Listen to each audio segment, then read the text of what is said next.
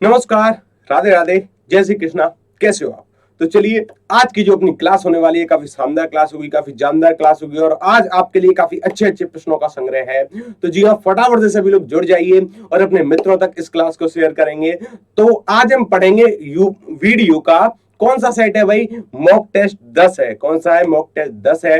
इससे पहले हम 9 सेट कर चुके हैं, आज 10वें सेट की बारी है। काफी अच्छे अच्छे प्रश्नों का संग्रह आपके लिए होगा, काफी जानदार और काफी शानदार प्रश्न होंगे। तो फटाफट से चलते हैं अपनी क्लास के ऊपर। चलिए भाई, अगर मैं बात करूं कि चलिए, उससे पहले आपके लिए एक जानकारी है। अगर आपको किसी भी क्लास की पीडीएफ चाहिए, कोई भी नोट चाहिए या फिर इस क्लास की पीडीएफ चाहिए, तब आप ये क्यूआर कोड स्कैन करोगे और ये क्यूआर कोड स्कैन करते ही आप पहुंच जाओगे हमारे टेलीग्राम ग्रुप पर। वहां से आप किसी भी क्लास की पीडीएफ डाउनलोड कर सकते हो। तो जी हाँ, एक बार फटाफट से सभी बच्चे बताओगे कमेंट करके कि क्या मेरी आवाज आप तक पहुंच रही है, क्या मेरी आवाज सभी तक आ रही है? जी हाँ भाई, तो चलिए फटाफट से बताओगे सभी बच्चे, क्या जो आवाज है वह प्रॉपर तरीके से आ रही है? तो जी हाँ भाई, बिल्कुल प्रॉपर तरीके से आ रही है। चलिए, तो हम शुरू करते हैं आपका पहला क्वेश्चन। देखिए भाई, काफी शानदार क्वेश्चन है, काफी जानदार क्वेश्चन है। फटाफट से सभी लोग बताएंगे इस क्वेश्चन का आंसर क्या होगा। आपको काव्य की आपको क्या है भाई, जिस पंक्ति या जिन पंक्तियों में एक ही उच्चारण स्थान से उच्चारित होने वाले वर्णों की आवृत्ति होती है, तो वहां कौन सा अलंकार होता है? अब आपको बताना होगा इस पंक्ति में आपका कौन सा अलंकार है। काफी अच्छी जानकारी आपसे मांगे, तो थोड़ा सा ध्यान से अगर इस प्रश्न को करोगे ना। जी हाँ भाई, सभी को राधे राधे, सभी को जय श्री कृष्णा, सभी का बहुत बहुत स्वागत है क्लास में। चलिए फटाफट से चलते हैं क्वेश्चन के ऊपर। क्या है भाई, जिस पंक्ति या जिन पंक्तियों में एक ही उच्चारण स्थान से उच्चारित होने वाले वर्णों की आवृत्ति होती है, वह कौन सा अलंकार होता है? देखो, हमको एक बात कही गई है, एक ही स्थान से उच्चारित होने वाले। याद रखना, मैंने आपको अगर कंठ की बात करूं तो कंठ से कौन कौन से वर्ण उच्चारित होते हैं, तो पूरा का पूरा का वर्ग होता है। कौन सा होता है? पूरा का पूरा का वर्ग होता है। और वहीं अगर तालु की बात करूं कि तालु से कौन कौन से वर्ण उच्चारित होते हैं, याद रखना, तालु से पूरा का पूरा चा वर्ग उच्चारित होता है। और वहीं अगर मैं बात करूं मूर्धा, किससे भाई? मूर्धा से कौन कौन से होते हैं, तो पूरा का पूरा टा जो वर्ग होता है मूर्धा से होता है। और अगर मैं बात करूं दंत की कि दंत से कौन कौन से होते हैं, याद रखना, दंत से होता है आपका पूरा पूरा ता वर्ग। कौन सा है? ता वर्ग। और ओष्ठ की बात करूं तो ओष्ठ से होता है पूरा का पूरा पा वर्ग होता है। कौन सा होता है? पूरा पूरा पा वर्ग, याद रखना। चलिए भाई, अब देखते हैं कि हमसे कहा गया है एक ही स्थान से उच्चारित होने वाले। तो जी हाँ, आपके आंसर बिल्कुल सही है। इसका जो सही आंसर होगा सुत्यानुप्रास। क्या है भाई? सुत्यानुप्रास कहां पर होता है? जहां पर एक ही स्थान से उच्चारित होने वाले वर्णों की संख्या अधिकतर होती है, वहां होता है सुत्यानुप्रास। चलिए भाई, तो इस प्रश्न का आंसर क्या होगा? सुत्यानुप्रास होगा। और आप लोग मुझको कमेंट बॉक्स में बताओगे कि छेकानुप्रास कहां होता है, क्योंकि परीक्षा में बार बार छेकानुप्रास से क्वेश्चन आते हैं। छापो फटाफट से कमेंट बॉक्स में। चलिए, क्वेश्चन नंबर 2 देखो, अच्छा सवाल है, फटाफट से इसका उत्तर बताओगे सभी के सभी की। क्वेश्चन नंबर 2 का सही उत्तर क्या होगा? सावधान रहने वाला व्यक्ति इस वाक्यांश के लिए कौन सा शब्द होगा? देखो, ये काफी सरल प्रश्न है। अगर ये प्रश्न किसी का गलत हुआ ना, तो ऑनलाइन डंडे के लिए तैयार रहना। चलिए भाई, सभी का बहुत बहुत स्वागत है क्लास में। बहुत बहुत शानदार तरीके से आप आंसर कर रहे हो, सभी का स्वागत है। चलिए, अगर इस प्रश्न का उत्तर आपको नहीं पता है, विकल्प नंबर ई मुझसे ले लो। क्या है भाई? हमें हमें ना पता गुरुजी, हमें ना पता गुरुजी, हमें ना पता गुरुजी की इसका सही उत्तर क्या होगा? चलिए भाई, चलिए फटाफट से बताओगे, फटाफट से कमेंट बॉक्स में छापोगे इसका सही उत्तर। तो देखना, हमें ना पता गुरुजी, तो सावधान रहने वाला व्यक्ति। क्या बात है भाई, आपके आंसर एकदम सुंदर तरीके से आ रहे हैं। तो क्या है भाई? बिल्कुल इसका सही उत्तर होगा सतर्क। भाई, जो व्यक्ति सावधान रहता है उसको हम क्या कहते हैं? सतर्क कहते हैं, याद रखना। आगे चलो, आगे चलते हैं। अस्थिकरण का विलोम, अच्छा सवाल है, ध्यान से करना भाई। अस्थिकरण का विलोम आपसे पूछा गया है, बेहतरीन क्वेश्चन है, फटाफट से बताओगे अस्थिकरण का विलोम क्या होता है? तो जी हाँ, छापो फटाफट से। 5 सेकंड का मैंने आपको टाइम दिया है। देखो, विलोम शब्द को लेकर ना मैंने आपकी पीडीएफ शेयर की है टेलीग्राम ग्रुप पर, वहां से आप पीडीएफ को डाउनलोड करके पढ़ सकते हो। और साथ के साथ आपके पर्यायवाची शब्द, अनेकार्थक शब्द, सभी की पीडीएफ है। और जी हाँ, चलिए, अगर जरूरत पड़ी तो ना मैं उसको दोबारा भी शेयर कर दूंगा, वहां से आप डाउनलोड कर लेना। चलिए, फटाफट से बताओगे। चलिए चलिए चलिए, तो जी हाँ जी हाँ, बिल्कुल सही उत्तर। देखो कई बच्चे गलत भी कर रहे हैं। इसका सही जो उत्तर होगा क्या होगा, निस्तीकरण होगा। क्या होगा, निस्तीकरण इसका बिल्कुल सही उत्तर होगा। चलिए आगे चलें, आगे चलते हैं। देखिए भाई आगे क्वेश्चन है 4। क्वेश्चन नंबर 4 में आपसे कहा गया है चंद्रमुखी शब्द में कौन सा समास है। अच्छा प्रश्न है, फटाफट से बताओगे चंद्रमुखी में कौन सा समास है। भाई चंद्रमुखी, चंद्रमुखी मतलब चंद्र है, चंद्र के समान मुख। क्या है, चंद्र के समान मुख। यार चलिए भाई, चलिए चलिए, देखो चंद्रमुखी,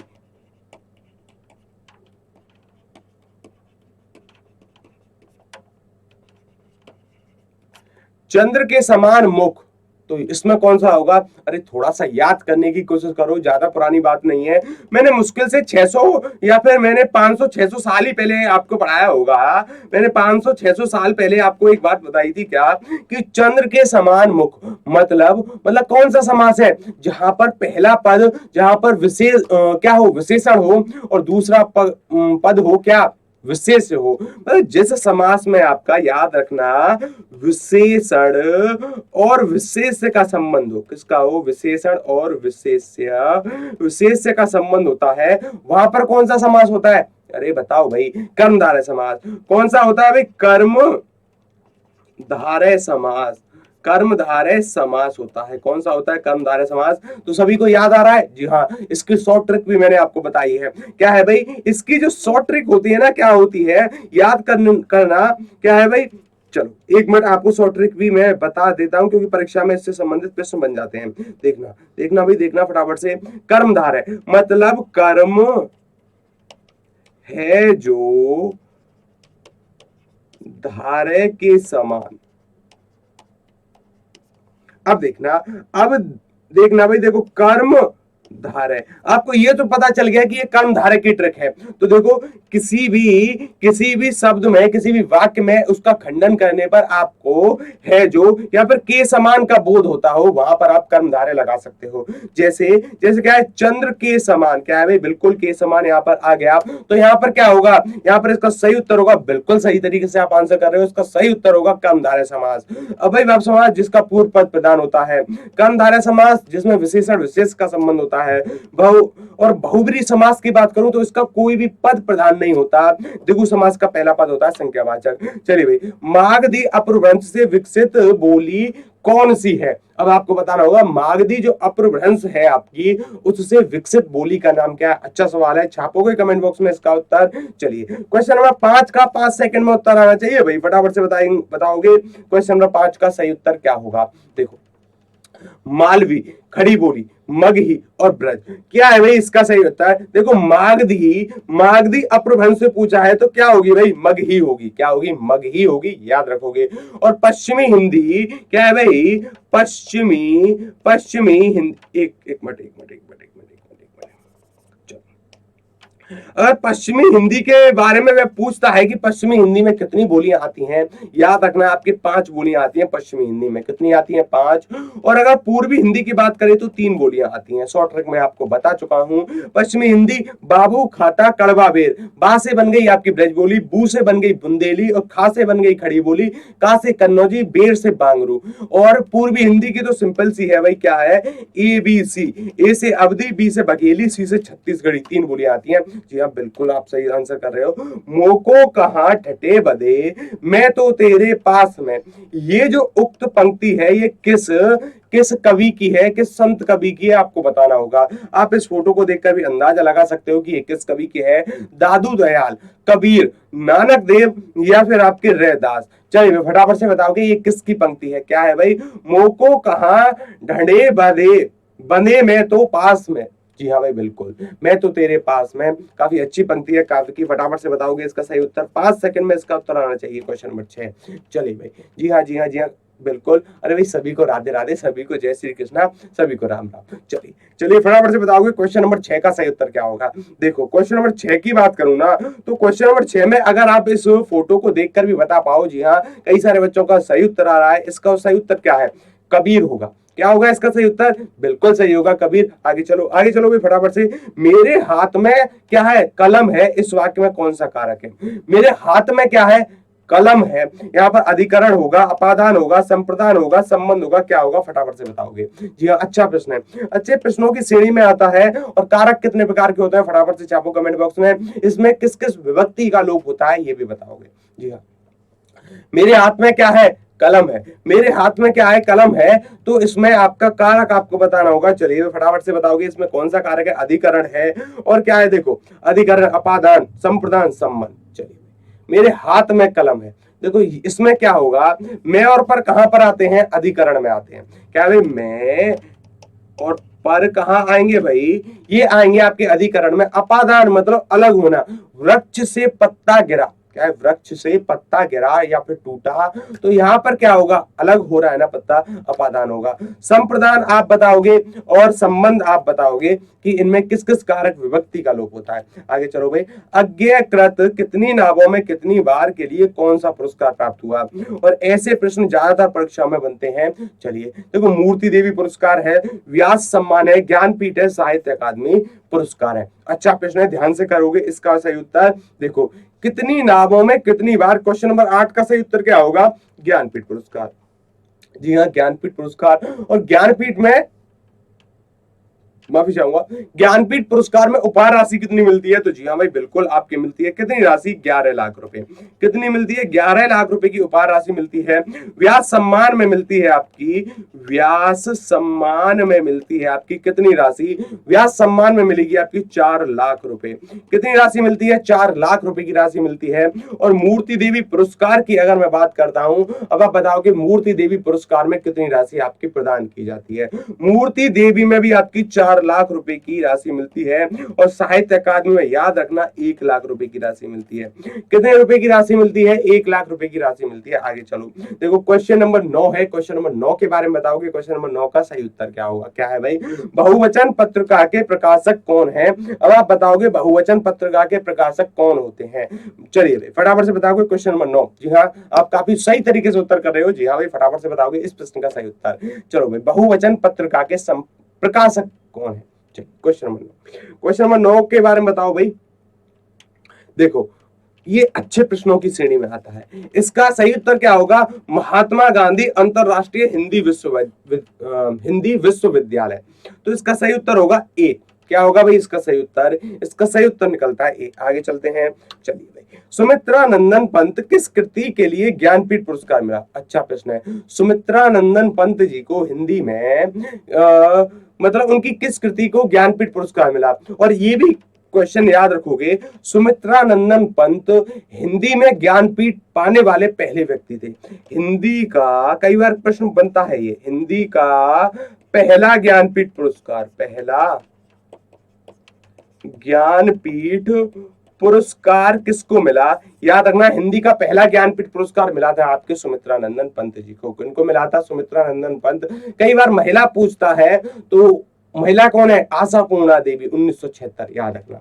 चलिए तो क्वेश्चन नंबर 10 का सही उत्तर क्या है, बिल्कुल सही आप उत्तर कर रहे हो, चिदम्बरा। क्या है भाई, चिदम्बरा है। आगे चलो, क्या है, अच्छे बच्चे कभी झूठ नहीं बोलते, जैसा कि क्या है भाई, जैसा कि आप हैं, अच्छे बच्चे कभी झूठ नहीं बोलते। इस वाक्य में अच्छे किस प्रकार का विशेषण है, फटाफट से बताओगे। इस वाक्य में जो अच्छे है वह किस प्रकार का विशेषण है, छापना फटाफट से। देखो भाई, सार्वनामिक है, परमाणु वाचक है, गुणवाचक है, संख्यावाचक है। क्वेश्चन नंबर 11, ये तो आसान प्रश्न है भाई। देखो अच्छे बच्चे, बच्चे का गुण क्या है, बच्चे कैसे हैं, अच्छे हैं, तो इसका सही उत्तर होगा गुणवाचक। क्या होगा, गुणवाचक होगा। आगे चलो देखो भाई, क्वेश्चन नंबर 12 देखते हैं। क्वेश्चन नंबर 12, उससे पहले जानकारी आपके लिए, देखो वीडियो के लिए ना मैं आपके लिए मैराथन लेकर आने वाला हूं। ये जो मैराथन होगी ये 20 तारीख को होगी, रविवार के दिन। कब होगी, 20 तारीख को। और आप मेरा यकीन मानिए, हर एक एग्जाम में जिसमें भी हिंदी पूछी जाती है, वीडियो के अतिरिक्त भी, अगर आपको कोई फ्रेंड है, कोई मित्र है, तब आप ये क्लास उसको शेयर कर सकते हो, उसको बता सकते हो।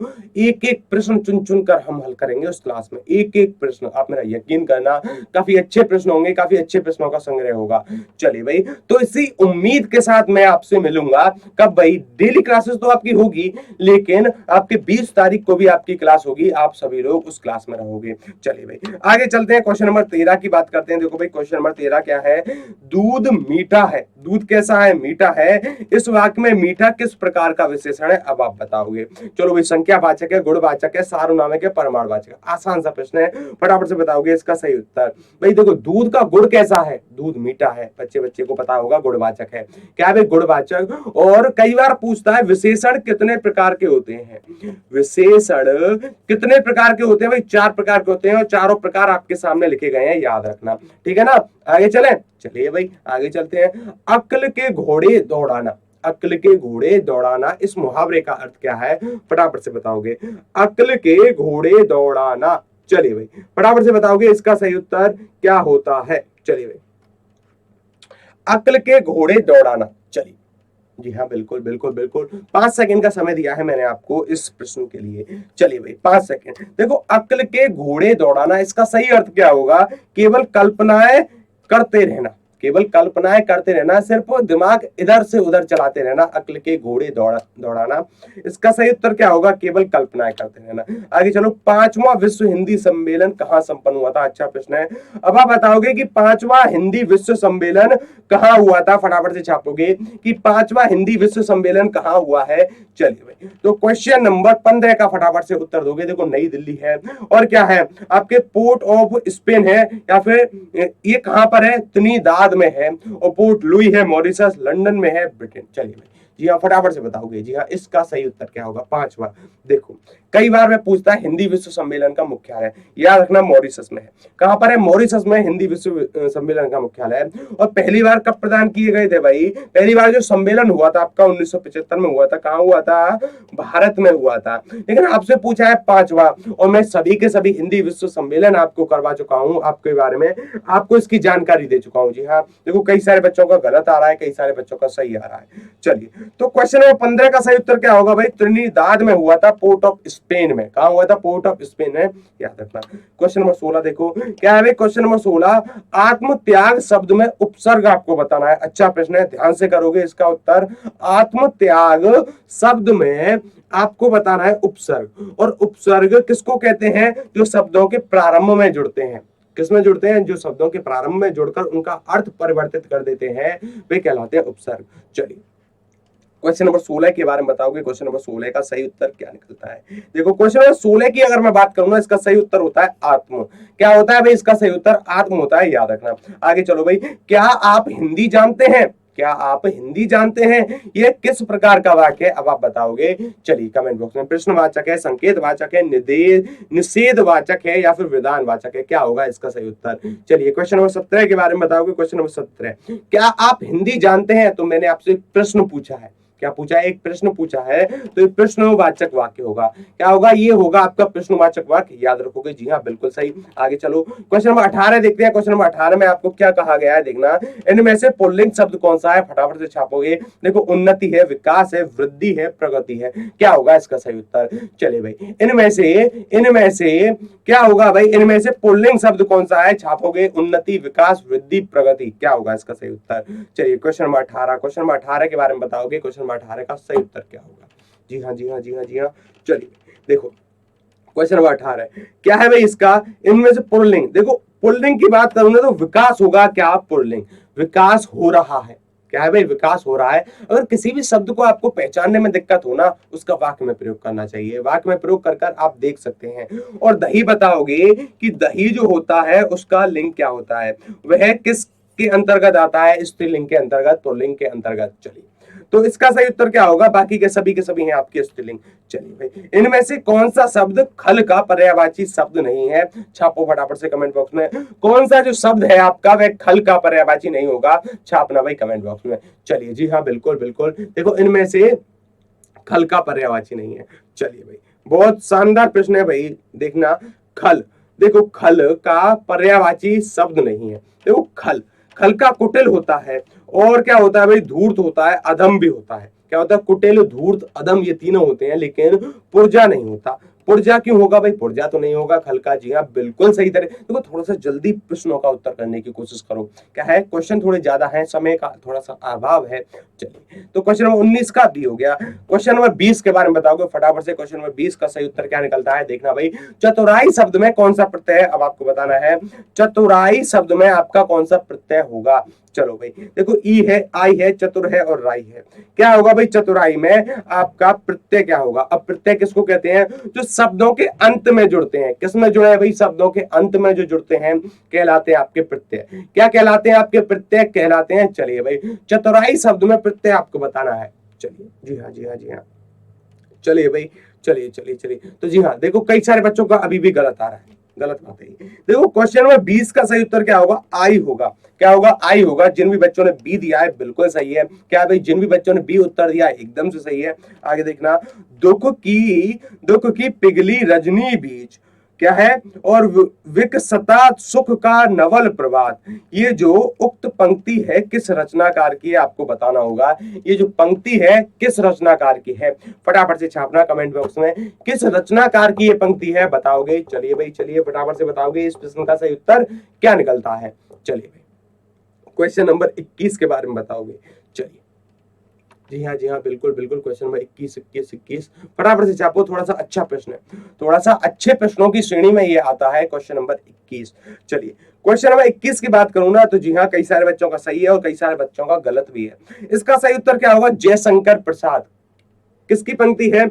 जयशंकर प्रसाद की पंक्ति है। आगे चलना, क्वेश्चन नंबर 22। निहार के रचनाकार कौन है? अच्छा प्रश्न है। निहार के रचनाकार कौन है आपको बताना होगा। चलिए भाई, तो निहार, ये तो आसान सा प्रश्न हो गया, महादेवी वर्मा। कौन है भाई? आपको रटा हुआ है महादेवी वर्मा। जी हाँ, बिल्कुल सही है। और अगर मैं बात करूं महादेवी वर्मा को ज्ञानपीठ पुरस्कार कब मिला, ये भी प्रश्न बन चुका है। याद रखना, 1982 में इनको ज्ञानपीठ पुरस्कार मिला था। इनकी रचना का नाम क्या था? यामा। क्या था भाई? यामा के लिए इनको ज्ञानपीठ पुरस्कार मिला है। सुमित्रा नंदन पंत जी को चिदंबरा के लिए मिला है। याद रखना, पहले हिंदी के कौन है भाई? हिंदी के ज्ञानपीठ पाने वाले व्यक्ति सुमित्रा नंदन पंत। और पहली महिला कौन है? आशापूर्णा देवी, 1976 में। और 1982 के बाद ज्ञानपीठ पुरस्कार आपका संपूर्ण योगदान के लिए दिया जाने लगा। याद रखना, मूर्धन्य, अल्प प्राण, घोष व्यंजन कौन सा है? अच्छा प्रश्न है, ध्यान से करना। देखो, मूर्धन्य भी होना चाहिए, अल्प प्राण भी होना चाहिए, घोष व्यंजन भी होना चाहिए। अब आप बताओगे। देखो, घोष की बात करूं ना, मतलब जिनके उच्चारण में स्वर तंत्रियों में कंपन होता है, मतलब तीसरा, चौथा और जो पांचवा वर्ड होता है प्रत्येक वर्ग का, घोष कहलाता है। अल्प प्राण मतलब पहला, तीसरा और पांचवा वर्ड कहलाएगा आपका, क्या कहलाएगा? अल्प प्राण। और मूर्धन्य मतलब पूरा का पूरा टा वर्ग कहलाएगा मूर्धन्य। तो देखो, टा वर्ग का या तो आंसर तीसरा वर्ग होगा, तीसरा वर्ण होगा, या फिर होगा पांचवा। क्या होगा भाई? या तो होगा पांचवा। अब देखो भाई, देखो टेट है, ये तो हो गया दूसरा, ये नहीं होगा। देखो टा, एक मिनट, देखो टा वर्ग के बारे में बात कर रहे हैं हम, तो देखना टा, ठ, ड, ढ और क्या है? ये है आपका टा वर्ग। चलिए, तो फटाफट से बताओगे इसका सही उत्तर। चलिए, क्या है भाई इसका सही उत्तर? फटाफट से बताओ बताओ बताओ बताओ। देखो, भा तो टा वर्ग में आएगा ही नहीं, धा नहीं आएगा। इसका सही उत्तर क्या होगा? बी होगा। जी हाँ, बिल्कुल सही उत्तर बी। आगे चले, चलो भाई। देखो, फेयरवेल का हिंदी पर्याय क्या होगा? कई बार आपने सुना होगा फेयरवेल। क्या है भाई? फेयरवेल। इसका हिंदी पर्याय क्या है? चलिए, तो जब मैंने ये प्रश्न अपनी किसी कक्षा में किसी बच्चे से पूछा था ना, तो उसने आंसर काफी अच्छा दिया था। उसने इसी से संबंधित एक प्रश्न पूछा था कि सर, फेयर एंड लवली जो आपकी क्रीम आती है उसका हिंदी पर्याय क्या होगा? तो 1 मिनट के लिए तो मैं भी सोच में पड़ गया कि उसकी सोच को सलाम है भाई, उसने क्या रिलेट किया इस प्रश्न को। चलिए, तो अगर आपको पता है तो आप भी बताओगे इन दोनों का। फेयरवेल का हिंदी पर्याय क्या होता है? छापो भाई फटाफट से कमेंट बॉक्स में। चलिए भाई, फेयरवेल, जी हाँ भाई, बिल्कुल सही, बिल्कुल सही, ए होता है, विदाई होता है। जी हाँ भाई, बिल्कुल सही होता है, विदाई। चलिए, आगे चलते हैं, आगे चलते हैं भाई। देखो, उससे पहले ना फिर से आपके लिए मैं कहूंगा, 20 तारीख को दोपहर 12 बजे से लगातार आपकी मैराथन होने वाली है वीडियो के लिए और पेपर की खोपड़ी में सीधा छेद होगा इस दिन। तो काफी अच्छे अच्छे प्रश्नों का संग्रह होगा। चलिए भाई, तो जी हाँ बिल्कुल, रस, छंदी, अलंकार, प्रमुख रचनाएं, प्रमुख कवि, जितने भी टॉपिक है ना आपके, जैसे देखो यहाँ पर आपका संज्ञा नहीं है, क्या भाई संज्ञा नहीं है, तो उसकी चिंता नहीं है। हर एक प्रश्न होगा आपकी परीक्षा में, हर एक प्रश्न होगा आपकी मैराथन के अंदर, और जब तक प्रश्न खत्म नहीं होंगे यकीन मानना मैं आपके सामने से हिलूंगा नहीं, और हर एक प्रश्न का उत्तर हम काफी शानदार तरीके से करेंगे। चलिए भाई, लहंदा का विकास किससे हुआ है? अच्छा प्रश्न है, अच्छा प्रश्न है भाई, लहंदा का विकास किससे हुआ है, फटाफट से बताओगे। चलिए भाई, चलिए फटाफट से बताओगे लहंदा का विकास किससे हुआ है। जी हाँ, चलिए चलिए चलिए, तो क्वेश्चन नंबर 25 का सही उत्तर बताओगे 5 सेकंड में। क्वेश्चन नंबर 25 का सही उत्तर क्या निकलता है, फटाफट से छापोगे भाई क्वेश्चन नंबर 25 का सही उत्तर। चलिए भाई, तो लहंदा की अगर मैं बात करूं ना, पैसाची से हुआ है। किससे हुआ है? पैसाची से। जी हाँ, आगे चले, देखो क्वेश्चन नंबर 26 देखना, निम्नलिखित में से कौन सा वर्ण अघोष है? अरे वाह भाई, क्या बात है, अघोष से संबंधित प्रश्न है, मतलब पहला और दूसरा वर्ण प्रत्येक वर्ग का क्या होता है? अघोष होता है। क्या होता है? अघोष होता है। देखो का हमको पहला ही मिल गया, क्या मिल गया भाई? पहला ही मिल गया। जी हाँ भाई बिल्कुल, 26 का उत्तर क्या होगा? ए होगा, सोचने वाली बात नहीं है। 27 देखो, निम्नलिखित में से कौन सा स्वर है? अरे भाई बच्चों वाले प्रश्न, स्वर कौन सा होगा? स्वर होगा आपका रे से ऋषि। क्या होगा? रे ऋषि होगा, जो कि आपका हस्व स्वर भी होता है। क्या होता है? याद रखना, कई बार पूछा गया है, ये हस्व स्वर भी होता है। क्या होता है? हस्व स्वर। आगे चलो, इनमें से कौन सा तत्सम है? अब आप बताओगे इनमें से कौन सा तत्सम शब्द है। देखो, अगर मैं बात करूं कपूर की, तो इसका तत्सम शब्द क्या होगा? कर्पूर होता है। क्या होता है? कर्पूर होता है। याद रखना, अग्नि, अग्नि का तद्भव क्या होगा? आग होगा। क्या होगा? आग होगा। तो सही उत्तर क्या होगा? डी में होगा, अग्नि। मुझे पता है आपके उत्तर सही है। चलिए आगे चलते हैं, क्वेश्चन नंबर 29 देखना भाई, इनमें से कौन सी बोली पहाड़ी बोली की नहीं है? अब आपको बताना है इनमें से कौन सी बोली पहाड़ी बोली के अंतर्गत नहीं आती है। अच्छा प्रश्न है, इनमें से कौन सी बोली पहाड़ी के अंतर्गत नहीं आएगी? कुमाऊनी, जौनसारी, बुंदेली और गढ़वाली, कौन सी नहीं आएगी भाई? अरे बता दो, आपने कई बार पढ़ा है। चलिए भाई, क्वेश्चन नंबर 29 के बारे में बताओगे, क्वेश्चन नंबर 29 का सही उत्तर क्या होगा। चलिए भाई देखो, जी हाँ बिल्कुल सही आप कर रहे हो, बुंदेली। बुंदेली किसका भाग है? पश्चिमी हिंदी का। पश्चिमी हिंदी में कितनी बोलियां आती हैं?